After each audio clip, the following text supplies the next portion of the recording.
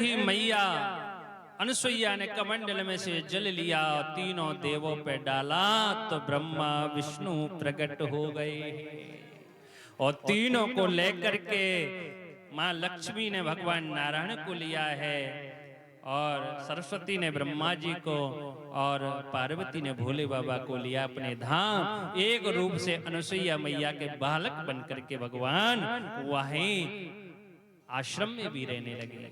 बोले भक्त वत्सल भगवान की। देखिए जो पतिव्रता होती है ना उनमें बहुत शक्ति होती है महाराज।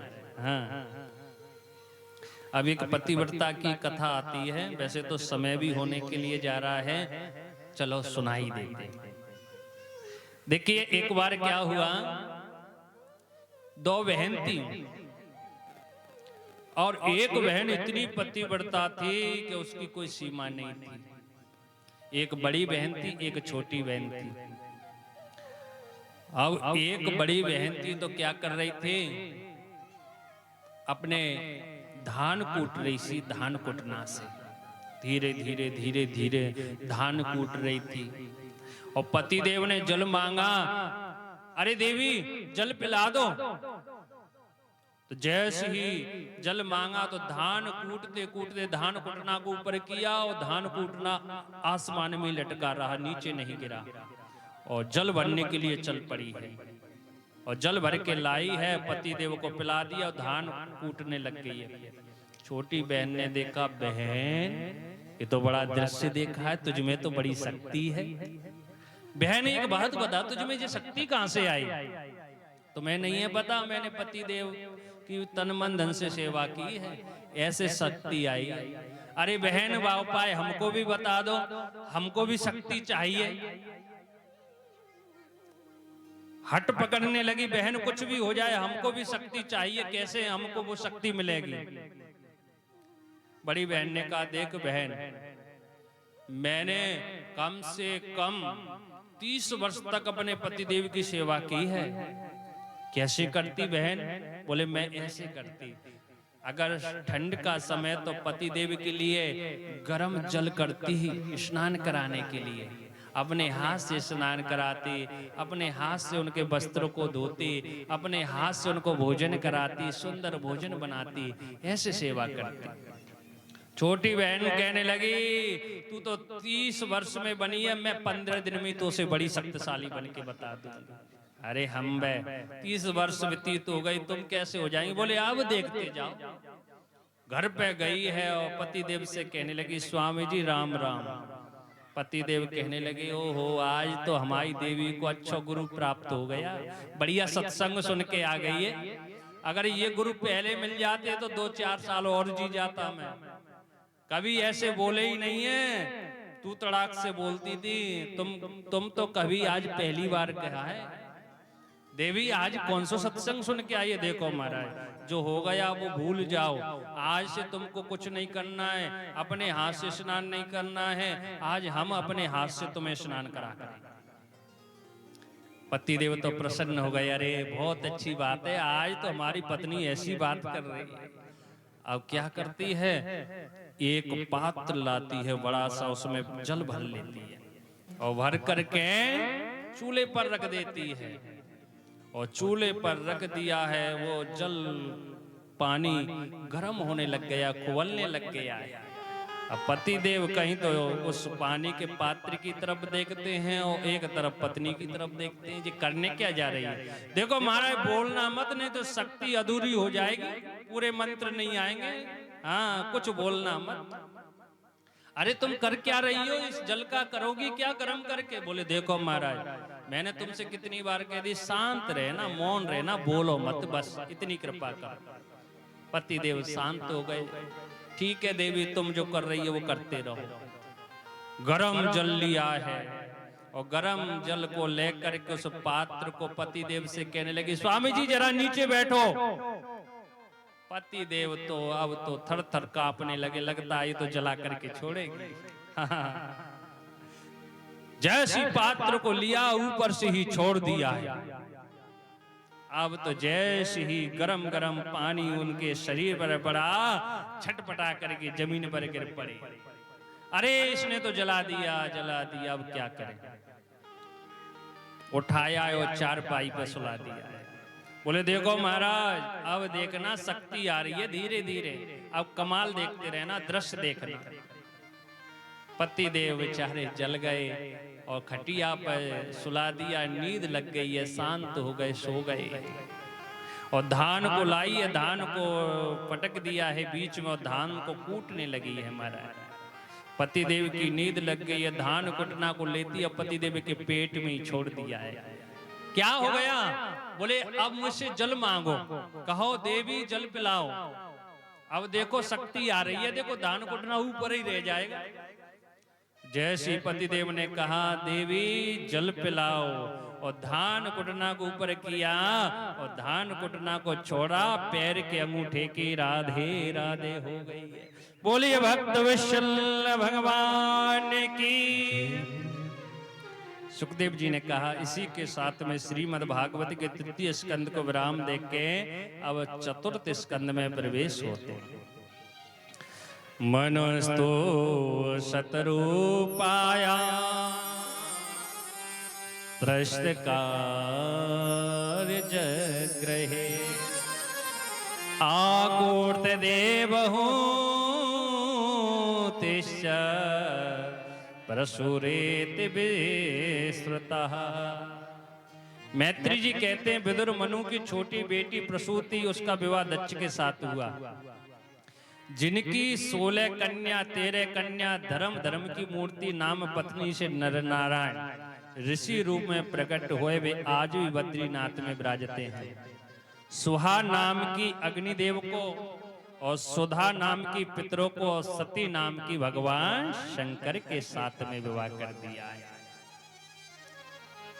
देखिए एक बार भोले बाबा दक्ष की सभा में गए तो सबको प्रणाम कर लिया, लेकिन दक्ष को प्रणाम नहीं किया।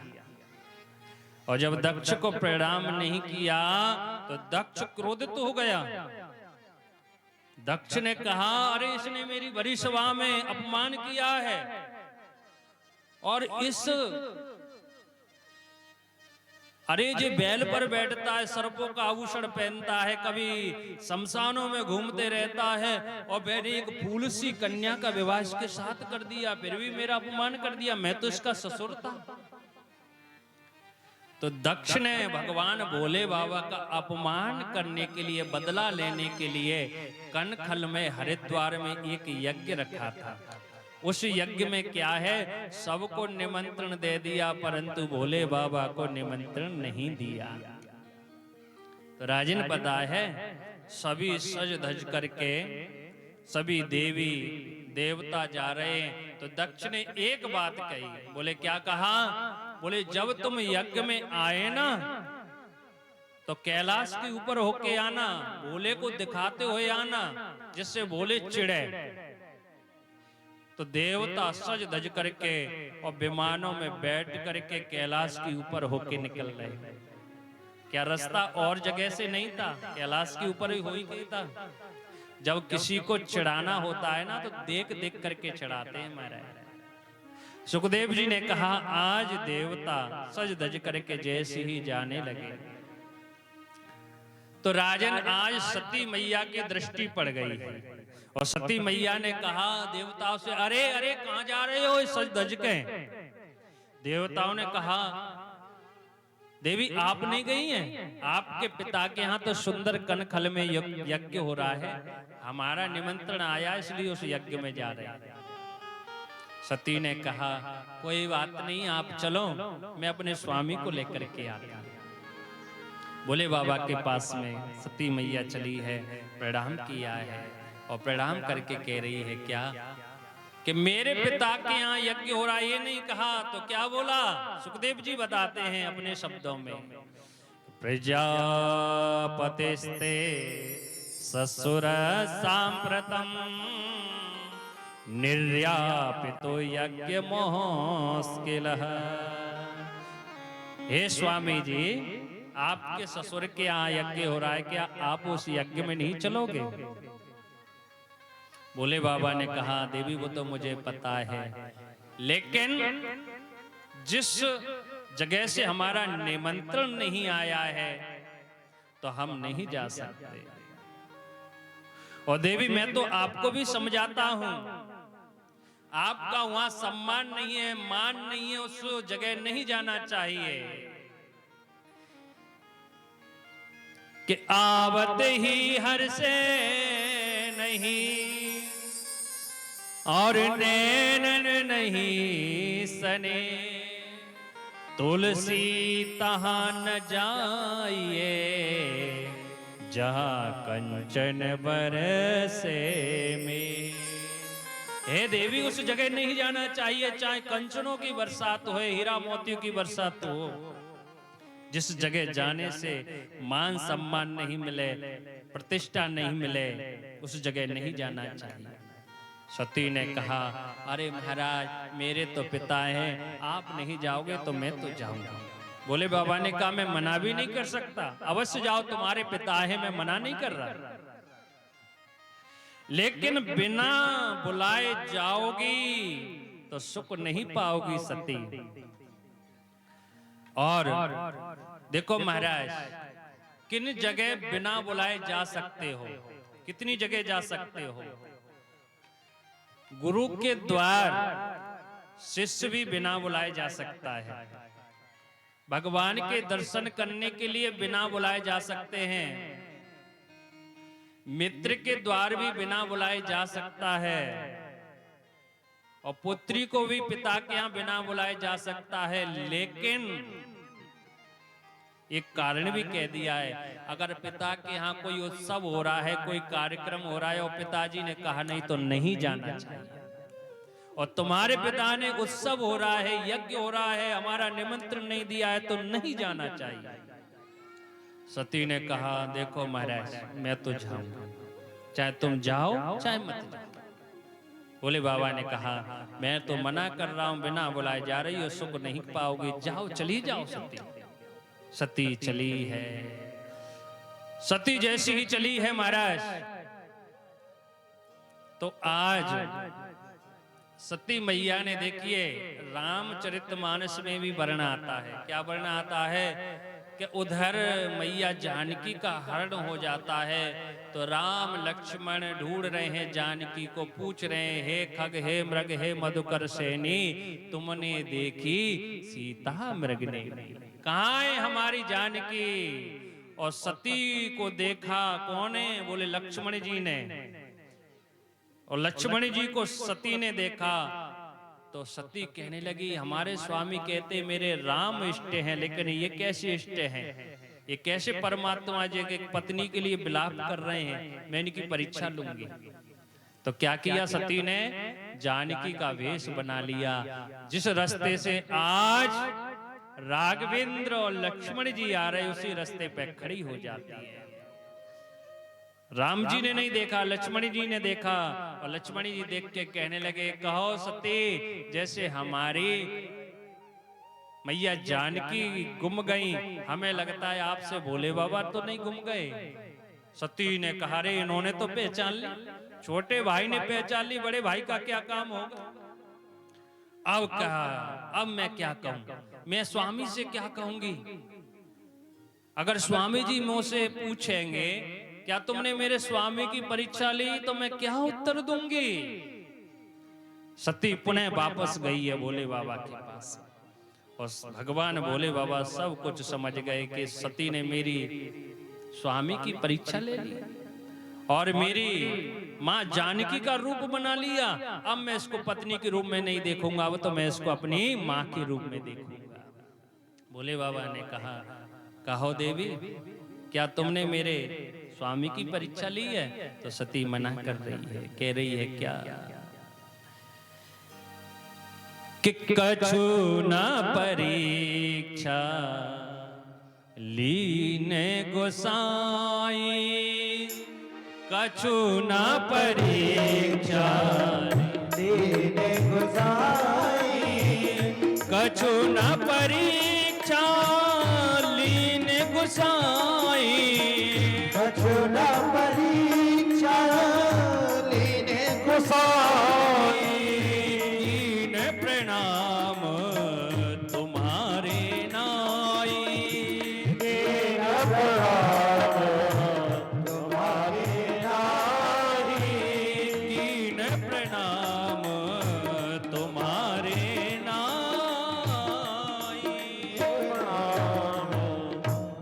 बाबा ने कहा, क्यों देवी तुमने परीक्षा ली? तो मना कर रही है।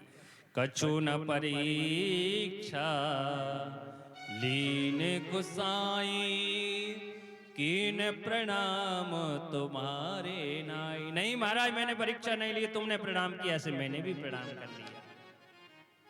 अब मैं तुम्हें नहीं रोकूंगा, अब तुम यज्ञ में जाओ, क्योंकि तुमने मेरी माँ का रूप बना लिया और मुझसे झूठ बोल रही हो।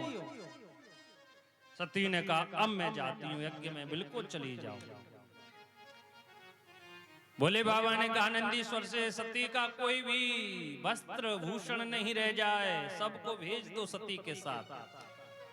सती चली है और जैसी ही यज्ञ में पहुंची है तो आज भगवान सती से कोई नहीं मिला है, केवल एक मिली है, वो है माँ।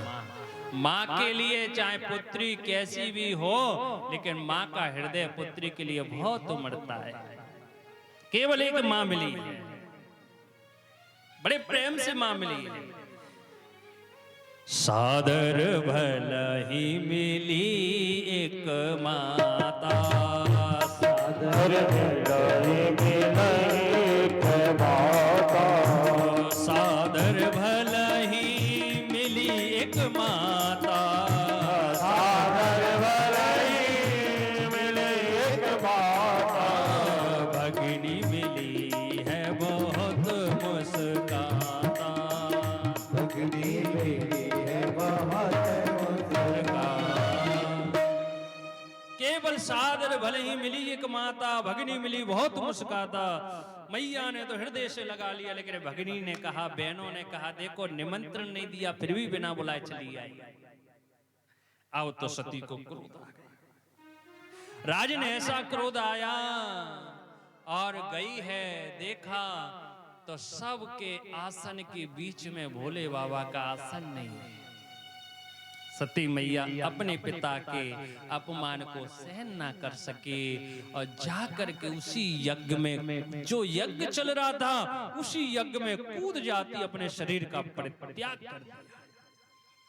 राजन नंदीश्वर आए थे साथ में, देखा कि सती मां यज्ञ में कूद गई है। जा करके भोले बाबा से कहा, महाराज महाराज महाराज क्या हुआ? मैया सती ने अपना शरीर पूर्ण कर लिया, यज्ञ में कूद पड़ी है। भोले बाबा क्रोधित तो हो गए हैं। जटाओं के बीच में से एक जटा को खा रहा है, पृथ्वी पर मारा है, वीरभद्र नाम का गढ़ उत्पन्न हो गया है। कहने लगा है क्या, हे विश्वेश किनको मारूं, सोखऊं सबही संसार संहारूं। हे विश्वेश बताओ, आज्ञा दो, मैं क्या करूं? भोले बाबा ने कहा, जाओ कनकल में यज्ञ हो रहा है, उस यज्ञ को विध्वंस कर दो, बस इतनी ही कृपा करो। आज वही वीरभद्र चला है और जहां पर यज्ञ हो रहा है, महाराज दधीचि मुनि की दाढ़ी को खींच लिया है, किसी के दांतों को तोड़ दिया है और यज्ञ में हाहाकार मचा दिया है। दक्ष को पकड़ लिया है, पैरों के नीचे दाब लिया है और गर्दन को पकड़ करके घुमा करके गर्दन को खाड़ के दच्छाए नमः स्वाहा कर दिया है। अब तो चारों तरफ हाहाकार मचने लग गया है। आज भगवान उस सती के देह को उस अग्नि से निकाला और भोले बाबा अपने कंधे पर रख करके पागलों की तरह भागने लगे। भगवान नारायण ने अपने सुदर्शन चक्र को छोड़ दिया है, सती के अंग अंग प्रति अंग काट दिया है। जहां जहां सती के अंग गिरे वही शक्तिपीठ प्रकट हो गई है। केश गिरे कहां? वृंदावन में कात्यायनी नाम से जाने जाते हैं। नैन गिरा नैना देवी, गुप्तांग गिरा कामाख्या भवानी। तो जहां जहां सती के अंग गिरे तो 51 शक्तिपीठ प्रकट हो गई है। भगवान नारायण ने भोले बाबा की स्तुति की है। भोले बाबा ने कहा, बोलो प्रभु आज्ञा करो, महाराज क्रोध को शांत करो। भोले बाबा ने कहा, क्रोध तो आता ही नहीं है मुझे। वो आता है तो तुम जानते हो, फिर कैसा क्रोध आता है। बोले महाराज अपने वीरभद्र नाम के गढ़ को शांत करो। वीरभद्र नाम के गढ़ को शांत किया है। बोले महाराज यज्ञ अभी अधूरा पड़ा है और ये अच्छा नहीं है यज्ञ को अधूरा रहना, इसको पूर्ण करो। भगवान भोले बाबा ने कहा, अब कैसे यज्ञ होगा, यजमान तो मरा हुआ पड़ा है। बोले महाराज कृपा करो, इसको जीवित करो। भोले बाबा ने कहा, दक्ष है अहंकारी और इसके लिए अहंकारी का ईश्वर लगाना चाहिए। बोले अहंकारी जीव कौन है? बोले मैं करता है, वही अहंकार का शब्द है। गाड़ी कौन की है? बोले मेरी है। ये मकान किसका है? बोले मेरा है।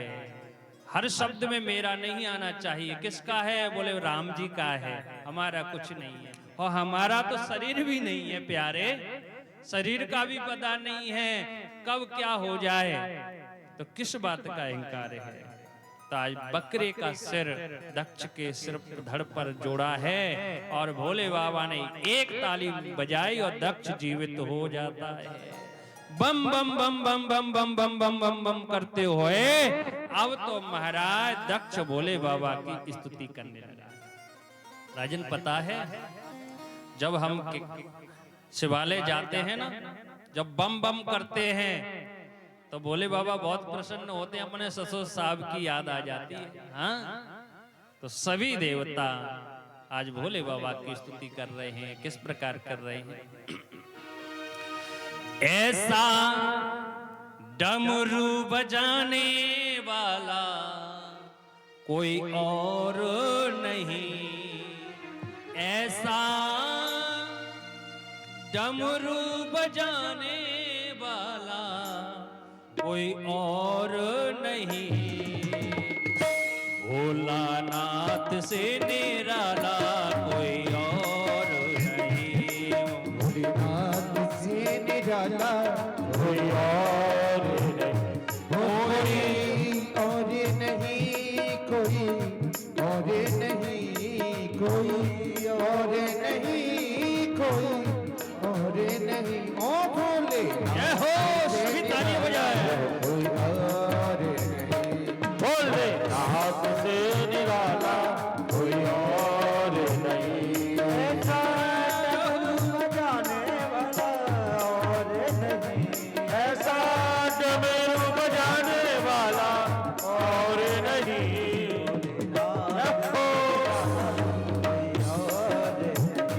भोलेनाथ से निराला कोई और नहीं। श्री राधे।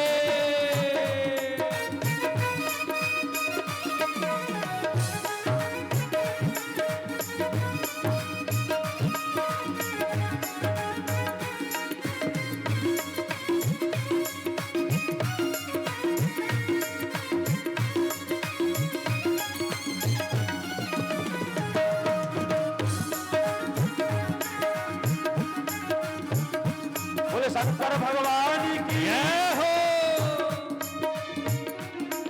ओ उनका डमरू डम डम बोले, अगम निगम के भेद खोले, उनका डमरू डम डम बोले, अगम निगम के भेद ये खोले, उनका डमरू डम डम बोले, अगम निगम के भेद खोले, उनका डमरू डम डम बोले, अगम निगम के भेद ये खोले। ऐसा डमरू बजाने वाला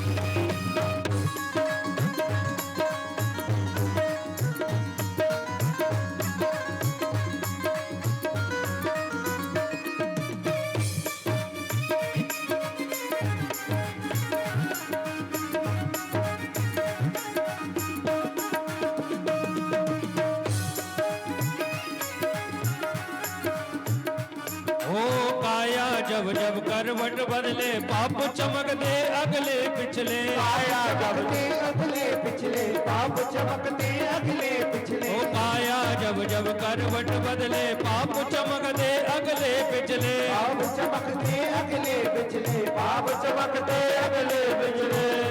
ऐसा भक्त और वाला कोई और नहीं। वो ऐसा भक्तों का रखवाला, वो ऐसा भक्तों का रखवाला कोई और नहीं। से निराला बोले नाथ से निराला कोई और नहीं। जय भोले।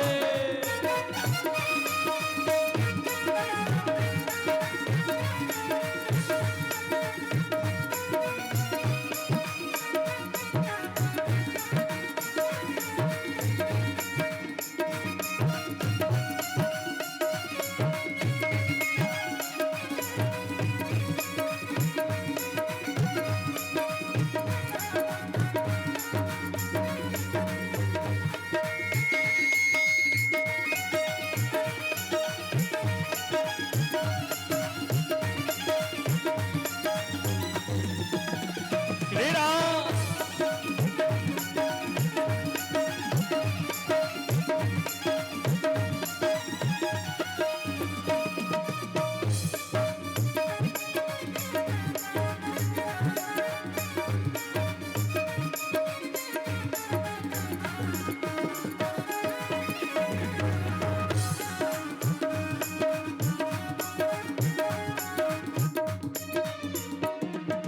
तुमने जग का कष्ट मिटाया मुझको स्वामी क्यों बिसराया। मुझको स्वामी क्यों बिसराया, मुझको स्वामी क्यों बिसराया। तुमने जग का कष्ट मिटाया मुझको स्वामी क्यों बिसराया। मुझको स्वामी क्यों बिसराया, मुझको स्वामी क्यों बिसराया। अब मुझको बचाने वाला मुझको बचाने वाला और नहीं। बोले नाथ से निराला कोई और नहीं। बोले नाथ से निराला कोई और नहीं। शंभु नाथ से निराला कोई और नहीं। कोई और नहीं, कोई और नहीं, कोई और नहीं,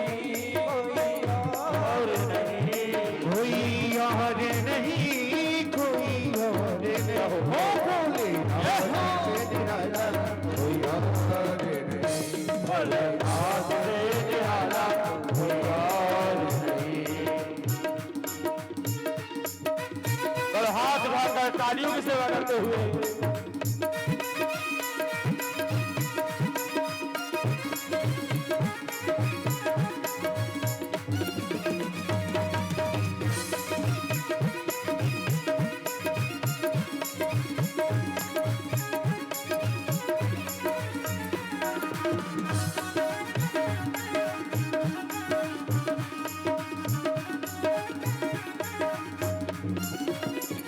भोलेनाथ से निराला कोई और नहीं। भोलेनाथ से निराला कोई और नहीं। भोलेनाथ से निराला कोई और नहीं।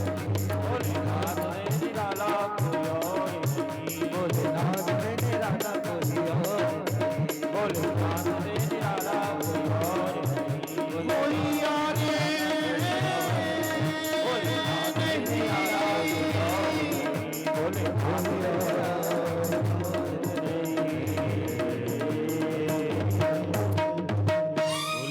वत्सल भगवान की जय। जय श्री राम। इस प्रकार सभी देवों ने भोले बाबा की स्तुति की है।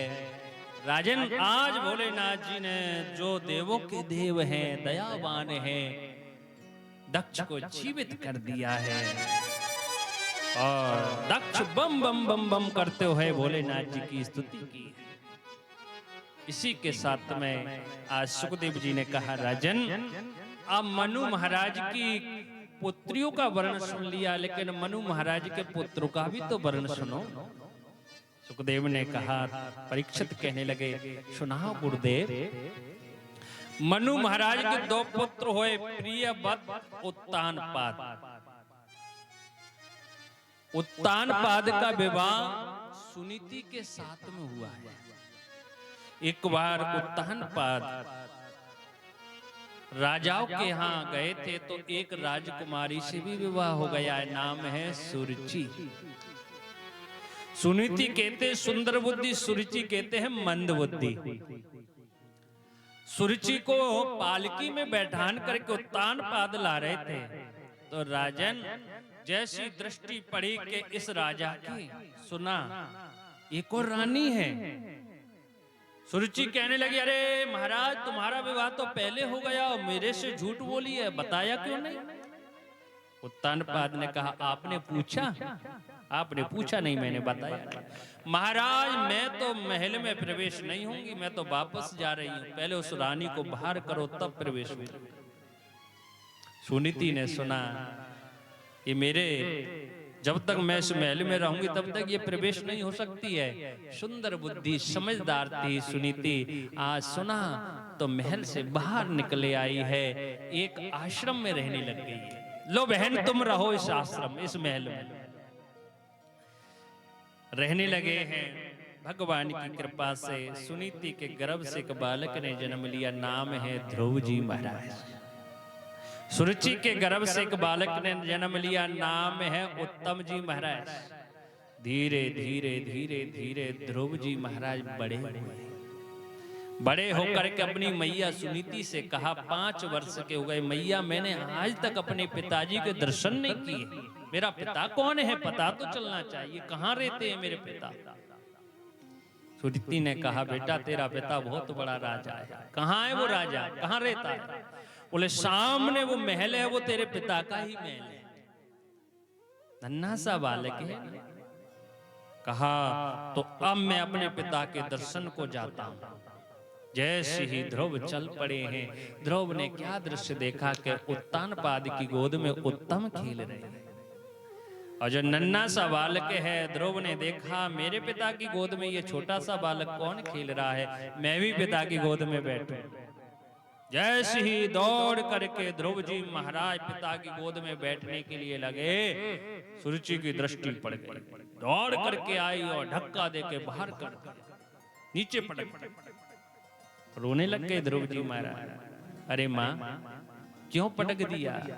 बोले बेटा इस पिता की गोद में बैठने का अधिकार है तो केवल ध्रुव का है, उत्तम का है। अगर ध्रुव तुझे बैठना है ना तो जा भगवान की तपस्या करने के लिए और भगवान को प्रकट करना, वरदान मांगना कि मेरा जन्म सुरुचि माता के गर्भ से हो जाए, तब इस पिता की गोद में बैठ सकता है।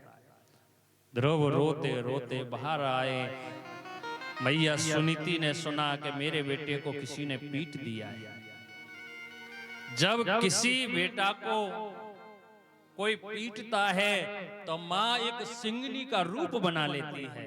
कौन है मेरे पुत्र को पीटने वाला? सामने आइए। किसने पीटा है बेटा तुझे? ध्रुव ने कहा माँ किसी ने नहीं पीटा है। नहीं सत्य बताना पड़ेगा माँ, सुरुचि ने पीटा हूं। पीटा नहीं हूं, मैं पिता की गोद में बैठने के लिए लगा तो धड़ाम जैसे नीचे पटक दिया। और कहती है जाओ भगवान को प्रकट करके आओ। अपने गर्भ से, अपने गर्भ को भगवान से बड़ा बताती। कहती है भगवान को प्रकट करके कहना कि मेरा जन्म सुरुचि के गर्भ से हो जाए, तब इस पिता की गोद के बैठने का अधिकार होगा, वरना नहीं बैठने दूंगी। माँ भगवान कहाँ रहते? सुनीति ने कहा बेटा कोई बात नहीं है, माँ है, माँ का धर्म होता है बेटा को पीटना, फटकारना, डांटना। माँ फटकार देती, पीट देती, लेकिन अपने गर्भ को उसने भगवान से बड़ा बताया। इसका कष्ट है।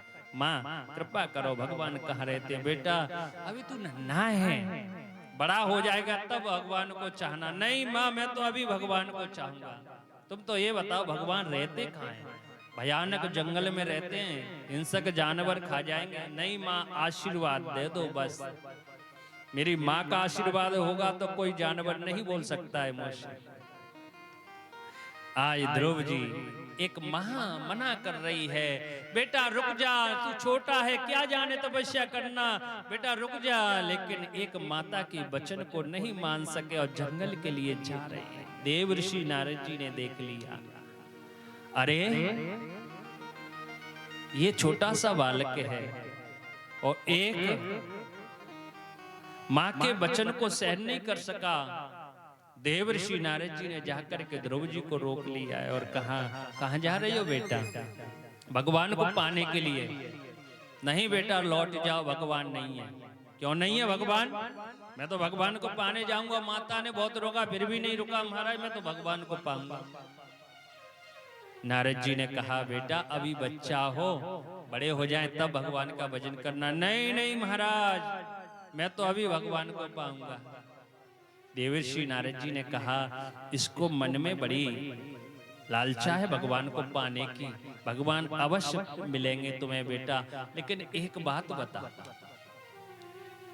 ध्रुव ने कहा, क्या बताऊं महाराज, कोई गुरु है तुम्हारा? ध्रुव ने कहा, महाराज गुरु तो अभी है नहीं है मेरा।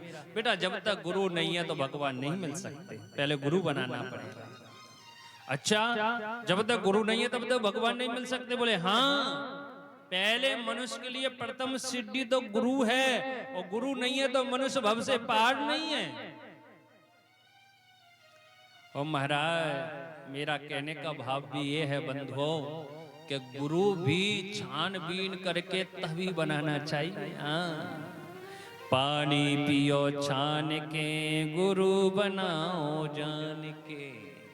जब मटका भी लेते हैं ना तो 10 बार बजा लेते हैं, जब मटका कहीं फूटा तो नहीं है तो गुरु को पहले बजा लो कि जो गुरु बनने के लायक है कि नहीं है। हाँ, पहले गुरु नहीं मिलते थे बनाने के लिए, लेकिन अब तो गुरु गली गली में घूम रहे हैं। हाँ, हमें चेला बना लो, हमें तो दक्षिणा से मतलब है, चाहे तू नरक जाइयो चाहे वैकुंठ जाना। कि गुरु फिरे गली गली, गुरु दीक्षा दे, और नरक जाए चाहे वैकुंठ में, उड़ता धोती दे। गो माने अंधकार, रू माने प्रकाश, जो अंधकार से प्रकाश की ओर करते हैं वही होता है सदगुरुदेव भगवान। या तो गुरु बनाओ मत, पहले गुरु की छानबीन कर लो, ये हमारे गुरु बनाने के लायक है कि नहीं है। अगर भूल से भी गुरु बना लिया तो गुरु के ऊपर फिर दुर्गुण दुर्विचार मत निकालो, गलती मत निकालो। क्रोधी है तो परशुराम समझो, अगर चापलता है नेत्रों में तो भगवान कृष्ण का रूप समझो, मर्यादा युक्त है तो राघवेंद्र रूप समझो। लेकिन उनके बना लिया है भूल से तो गलती मत निकालो। और जहां पर गुरु की बुराई हो रही है तो अगर सामर्थ्य है उनको दबाने का, उनको डांटने का, तो डांट दो। अगर सामर्थ्य नहीं है तो जगह को छोड़ करके भाग जाओ, नहीं तो पाप लगता है। तो भगवान आज सुखदेव जी ने कहा, देवऋषि नारद जी कहने लगे, बेटा कोई गुरु है? महाराज गुरु तो कोई नहीं है। तो बेटा गुरु बनाओ पहले। महाराज किसे बनाऊं? आप ही गुरु बन जाओ। तो ध्रुव जी महाराज के कान में 12 मंत्र फूक दिया है। ओम नमो भगवते वासुदेवाय। बेटा इस मंत्र को जपते रहना, तुझे भगवान अवश्य प्रकट होंगे, अवश्य दर्शन देंगे। आज ध्रुव जी महाराज ने अपने गुरुदेव की 4 परिक्रमा की है। देवी भागवत में वर्ण आता है कौन से देव की कितनी परिक्रमा लगाना चाहिए। एका चंड्या रवे सप्ता त्रस्त्रकार विनायक। चंडी मैया की परिक्रमा लगाना चाहिए एका चंड्या रवे सप्ता। सूर्य भगवान की 7 लगाना चाहिए। बोले महाराज सूर्य भगवान तो इतने ऊपर है, कैसे परिक्रमा? जो हम जल देते हैं ना उसी की 7 परिक्रमा लगा लो। जल देने का भी विधान है। कैसा विधान है? बोले जल ऐसे देना चाहिए कि जल हमारे पैरों पे नहीं आना चाहिए, हाँ किसी के सहारे से दो। एका चंड्या रवे सप्ताह त्रस्त कार्य विनायक, गणेश जी की तीर परिक्रमा और राघविंद सरकार की और राधा रानी की, कृष्ण भगवान की 4 परिक्रमा लगाना चाहिए, यज्ञ भगवान की 4 परिक्रमा लगाना चाहिए, हनुमान जी की 4 परिक्रमा लगाना चाहिए। क्यों महाराज? और भोले बाबा की आधी परिक्रमा लगाना चाहिए। क्यों? क्योंकि भोले बाबा की जटाओं से गंगा निकल रही है और गंगा कुआरी है, कुआरी कन्या को लांगना पाप है। जलेरी तक आओ, जलेरी से ही वापस लौट जाओ। क्यों महाराज? भोले बाबा की आदि लगाना चाहिए तो हनुमान जी की भी तो आदि लगाना चाहिए, क्योंकि रुद्र रूप ही तो है हनुमान जी। बोले नहीं, बसा हूं राम सर चाप उधर, हनुमान जी के अंदर राघवेंद्र सरकार का वास, इसलिए 4 परिक्रमा लगाना चाहिए। ध्रुव जी चल पड़े, प्रणाम किया है गुरुदेव को और जा करके मथुरा में, मधुबन में खड़े होकर के तपस्या प्रारंभ कर दी।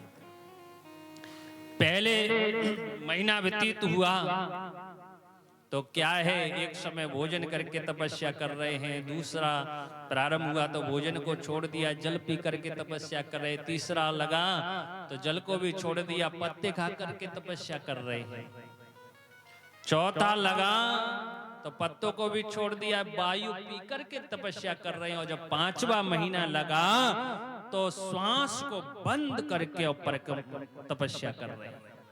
इधर ध्रुव जी महाराज ने श्वास को बंद की, उधर सभी देवों की श्वास रुक गई। भगवान नारायण की सभा में पहुंचे, महाराज महाराज रक्षा करो, दम घुट रहा है, श्वास ही नहीं चल रही है। भगवान नारायण ने कहा चिंता मत करो देवो, मेरा एक नन्हा सा भक्त है ध्रुव, और वो मेरी तपस्या कर रहा है, श्वास को बंद कर ली, इसलिए तुम्हारी श्वास बंद हो गई है। मैं जाता हूं, उसको तपस्या से मुक्ति देता हूं। ध्रुव जी महाराज के पास में भगवान नारायण पहुंचे हैं, सामने खड़े हैं, लेकिन ध्रुव जी के नेत्र बंद हैं। क्यों बंद हैं? क्योंकि भगवान नारायण की छवि अंदर विराजते हैं। भगवान नारायण ने सोचा जब तक मैं अपनी छवि को नहीं खींचूंगा तब तक ध्रुव जी के नेत्र नहीं खोल सकते हैं, और भगवान नारायण ने अपनी छवि को अंदर से खींचा, ध्रुव झटपट के नेत्र खुल गए, वही छवि सामने खड़ी है, चरणों में गिर पड़े हैं। नन्हा सा बालक है ध्रुव, आज स्तुति करना चाह रहे हैं लेकिन स्तुति नहीं कर पा रहे हैं। तो भगवान नारायण ने अपना जो शंख था ध्रुव जी महाराज के गाल से छिमाया, तो वेद वेदांतों का ज्ञान ध्रुव जी महाराज के अंदर प्रकट हो गया। हाथ जोड़ के स्तुति कर रहे हैं, शतम विवचंत मति द्वदिदम हरेर ज्ञात्वा सगर्वेस्तगविस्तम कृतांजलि ब्रह्ममयेन कम्मुना परास्पर्श बालम कृपया कपोले। स्तुति करने लगे हैं और कहा बेटा ध्रुव मांगो क्या चाहिए, तेरे जैसा भक्त जो मांगेगा मैं वो देने के लिए तैयार हूं। कि जहां भक्त मेरो पग धरे धरूं मैं हाथ, सदा संग लागत फिरूं कबहू न छोड़ूं साथ। भक्त मांगो ध्रुव, बस प्रभु कुछ नहीं चाहिए, एक ही आशीर्वाद दे दो कि मैं पिता की गोद में बैठने के लायक हो जाऊं। भगवान नारायण ने कहा बेटा ध्रुव पिता की गोद में तो बैठेगा, और जा मेरा आशीर्वाद है, वरदान है, 36,000 वर्ष तक राज्य करेगा, उसके बाद तू मेरे वैकुंठ को आएगा। इतना आशीर्वाद देकर के भगवान अंतर्धान हो जाते हैं और ध्रुव जी घर के लिए आते हैं। जैसे ही करदम आज उन्होंने उत्तानपाद ने सुना, सुरुचि ने सुना, सुनती ने सुना मेरा बेटा ध्रुव आ रहा है, तो गाड़ियों से हाथियों से ध्रुव जी को लेने के लिए चल पड़े। ध्रुव जी आए, ध्रुव जी ने देखा मेरा भाई उत्तम नहीं है। कहाँ है मेरा भाई उत्तम? भैया लाला तुम्हारे भाई को तो यक्षों ने मार दिया। ध्रुव जी को क्रोध आ गया। ध्रुव ने कहा मैं यक्षों का वध करूंगा। अपना नारायण शस्त्र लिया है और भगवान सभी यक्षों पे छोड़ दिया है। सभी यक्ष धराशायी हो गए हैं, लेकिन ध्रुव जी का क्रोध नहीं रुक रहा है। तो राजन आज मनु महाराज प्रकट हो गए और कहा बेटा ध्रुव, ना तो तुम्हारे भाई को यक्षों ने मारा है, ना तुमने यक्षों को मारा है। कि राम न मारे काहू को ऐसे मेरे राम, कर कर खोटे कर्म सब मर जाए अपने आप। प्रभु पे कोई दोष नहीं लगाना चाहिए। भगवान ने इसके प्राण ले लिए। भगवान किसी को नहीं मारते, अपने कर्मों के द्वारा सब मर जाते। राजन आज इस प्रकार से ध्रुव जी महाराज के 2 विवाह हुए। ब्रह्मी इला के साथ में 2 पुत्र हैं, बस उत्कल। बस को सारा राज्य दे करके ध्रुव जी महाराज आज वैकुंठ के लिए जाने लगे। 36,000 वर्ष राज्य करके। तो राजन पता है एक देवी है, नाम है मृत्यु देवी। मृत्यु देवी आ गई है। महाराज हमारा भी ख्याल करो। बोले तुम कौन हो? बोले मैं हूं मृत्यु। पहले हमसे बिना मिले कोई जा नहीं सकता है, पहले हमको स्वीकार करना पड़ेगा। पहले मृत्यु को स्वीकार करना पड़ेगा। ध्रुव ने कहा देवी आप आइए, विमान के नीचे बैठ जाओ। मृत्यु आज विमान के नीचे बैठ गई है और ध्रुव ऐसा भक्त है कि मृत्यु के सिर पर पैर रख करके विमान में आरूढ़ हो गई। विमान चलने लगा तो कहा महाराज, ध्रुव ने कहा मैं ऐसे नहीं जाऊंगा, मेरे माता पिता कहाँ हैं?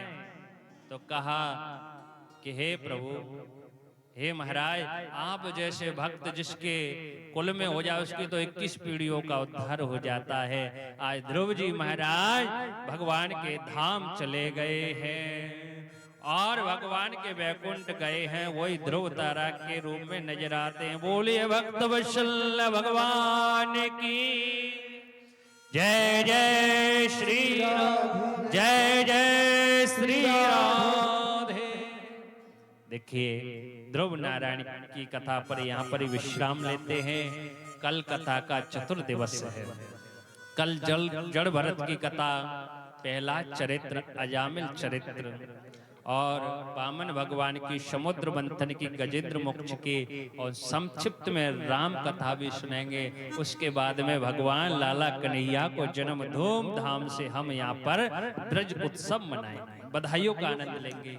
तो हो सकता है कल पीले पीले वस्त्र पहन करके आना। हाँ, सभी ब्रज युवतियां बन करके आना, गोप ग्वाल बन के आना। और पीले वस्त्र ना हो तो ऐसा नहीं कि कथा में नहीं आए, कोई जरूरी नहीं है, जैसे हुए वैसे आ जाना। बोले भक्त वत्सल भगवान की। हमारे परीक्षित जी महाराज आकर के ध्रुव नारायण का पूजन करेंगे। उसके बाद में सभी भाई बंधु हो और भजन का आनंद लेते रहेंगे। बोले सतगुरुदेव भगवान की जय। निरंतर आप परम पूज्य गुरुदेव भगवान के मुखारविंद से किस कम कर दूंगा।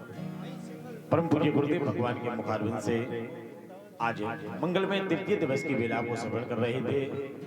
बड़े सुंदर भाव से, जैसे कि गुरुदेव भगवान ने बताया कि कल कृष्ण जन्म महोत्सव मनाया जाएगा बड़े धूमधाम से। आपके नगर शिवपुर के अंतर्गत बजाज नगर में चल रही श्रीमद् भागवत कथा का आज तृतीय दिवस की बेला विश्राम की ओर है और कल चतुर्थ दिवस है। तो मतलब कहने का तात्पर्य है कि कल ये पंडाल पूरा भरा होना चाहिए। क्यों? क्योंकि हमारा लाला जन्म लेके आएगा तो ये देखेगा कि पंडाल खाली है तो अच्छा थोड़ा ना लगेगा। भैया कल पूरा पंडाल भरा होना चाहिए। अपने आस पड़ोस से सबको बताना कि वहाँ लाला को जन्म उत्सव है, सब चले। तो बड़े संख्या में कल पधारे, बड़े सुंदर भाव से आइए चलेंगे। सबसे पहले हमारी यजमान के द्वारा ध्रुव नारायण भगवान की झांकी को प्रणाम किया जाएगा। इसके उपरांत में आप भी एक करके प्रणाम करेंगे, क्योंकि ये किसी के बालक नहीं है, ये भागवत के माध्यम से परम पूज्य गुरुदेव भगवान ने आपको कथा सुनाई है। साक्षात नारायण और ध्रुव का अवतार लेकर के आपके सामने प्रकट है। आइए चलते सुंदर भजनों के साथ आनंद लेते हुए भगवान का पूजन करेंगे। बोलो ध्रुव नारायण भगवान की जय।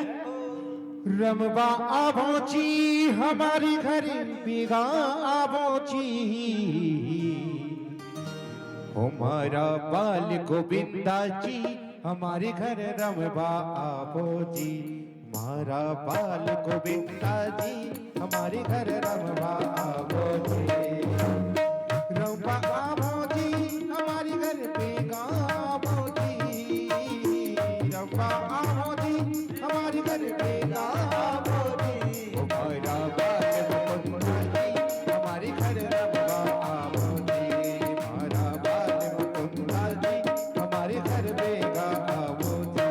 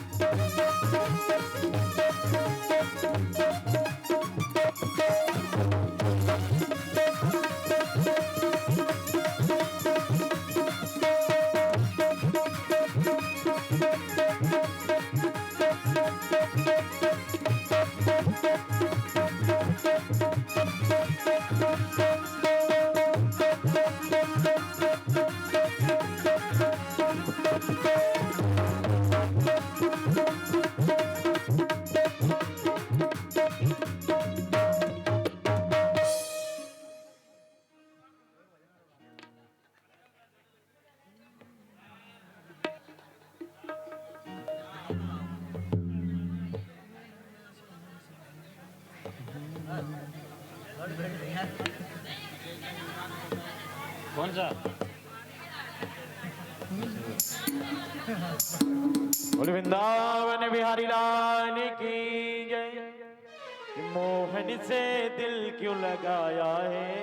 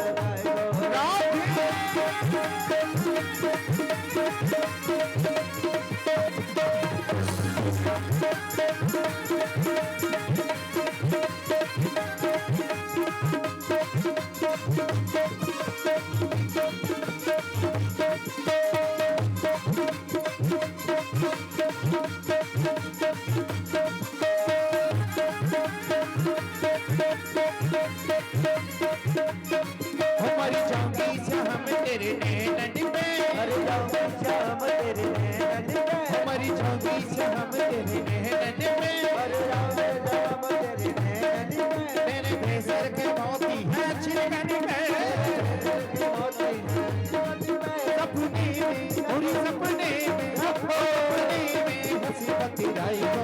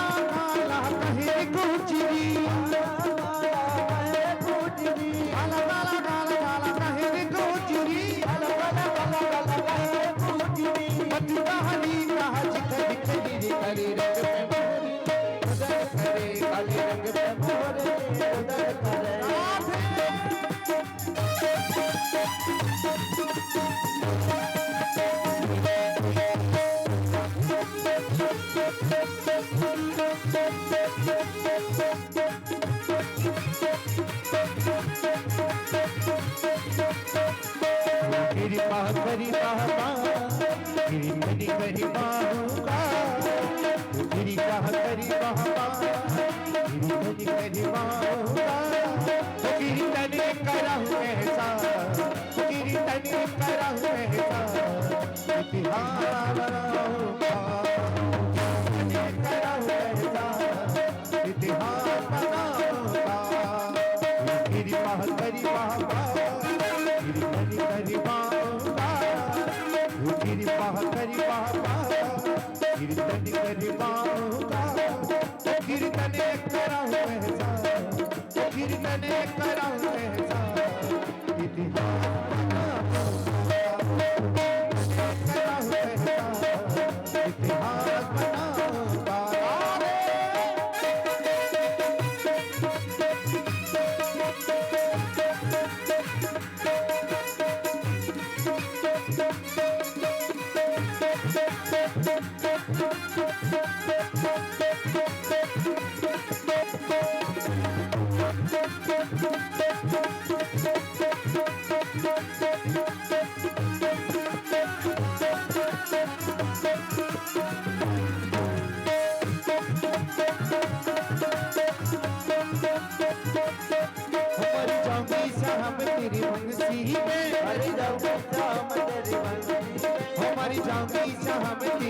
मुरली में हर जाऊंगी श्याम तेरी मुरली में सपने में हो सपने में हो सपने में राज गिराई गो आई गो नैनन में श्याम समाए गो मोह प्रेम करो लगा गो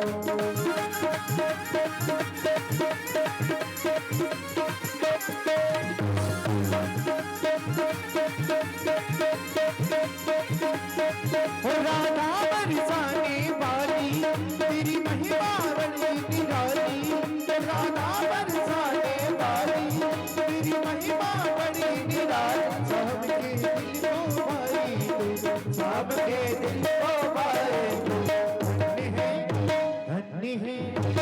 धन्य है तू बरसाने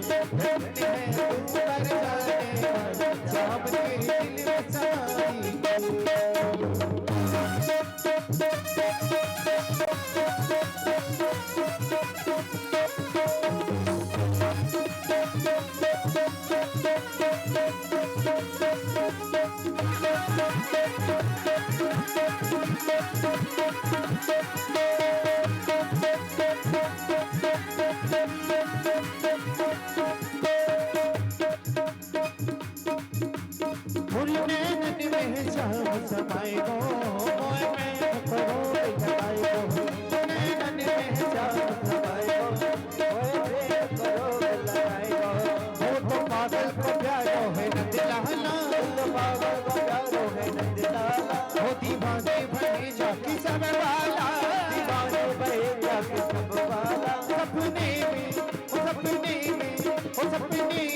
हंसत भाई को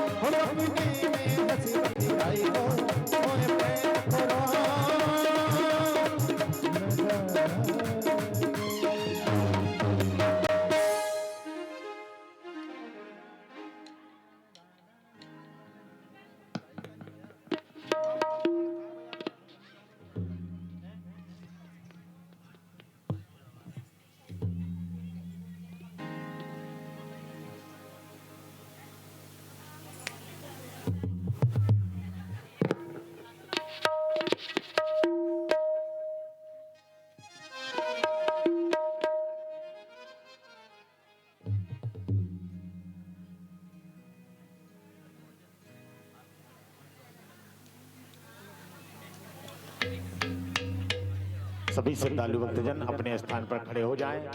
खड़े होकर के बड़े सुंदर भाव से आज तृतीय दिवस की विश्राम दिवस की बेला की मंगलमय आरती के साथ आज की मंगलमय बेला को विश्राम करेंगे।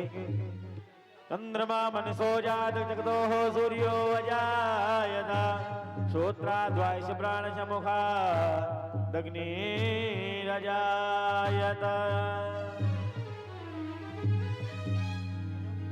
श्री बांके बिहारी तेरी आरती का श्री बांके बिहारी तेरी आरती का श्री बांके बिहारी तेरी आरती का श्री बांके बिहारी तेरी आरती का श्री बांके बिहारी तेरी आरती का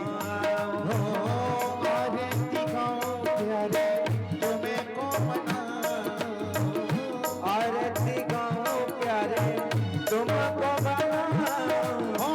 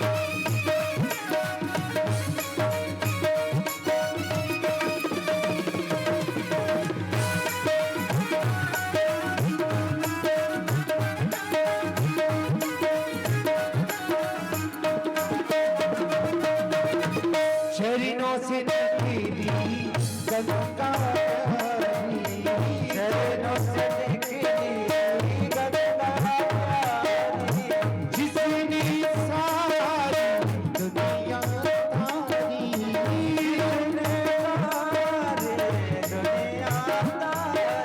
उन्हें चरणों के मेरे दर्शन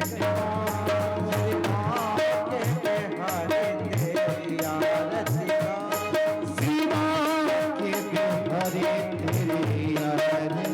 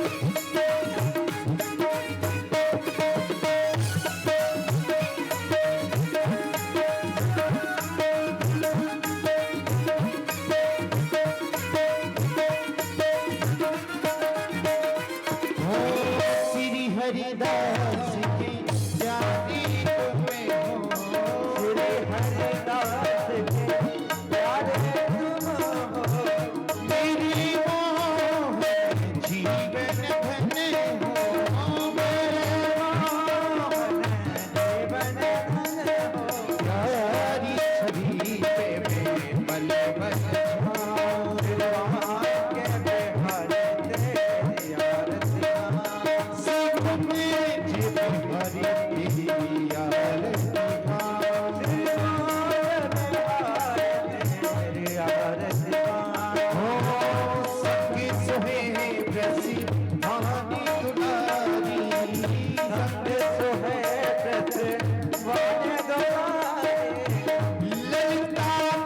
सखियां प्यारी सब सखियां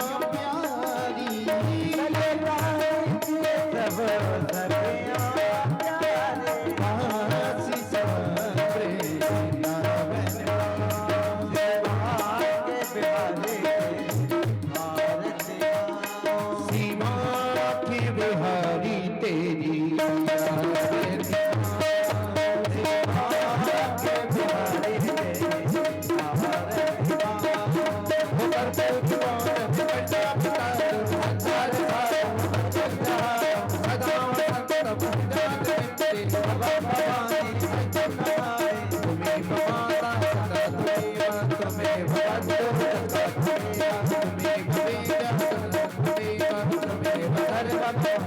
तुम्हें